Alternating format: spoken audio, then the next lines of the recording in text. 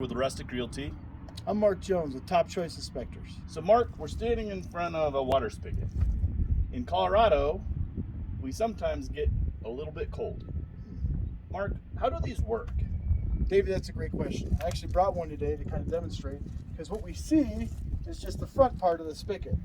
It's what's behind the wall that's important. So there's actually no water stored in this pipe. The valve actually has a long rod that runs down and actually shuts off back here. So in the winter time, even though this is exposed, there's no water because the siphon valve actually drains the water out. Perfect.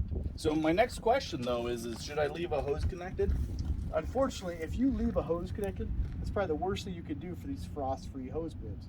Because essentially what happens, the water builds up, it stays in this pipe, it'll freeze, and then usually we see a crack in here. And then we have a nice flood in the house. Absolutely, but you don't know that it's flooding until you turn this on. So this could crack in December, and come April when you turn this on to wash your car, guess what happens? Your basement gets filled up with water.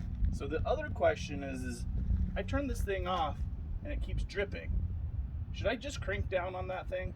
Absolutely not. Because water keeps coming out, that's all the water left in this pipe that still has to drain. Most of the time they're installed on a slight angle, so all the water will drain out. So if you keep cranking down, you can actually damage the seal inside, and then it'll never turn on. Thanks, Mark. Yes, sir.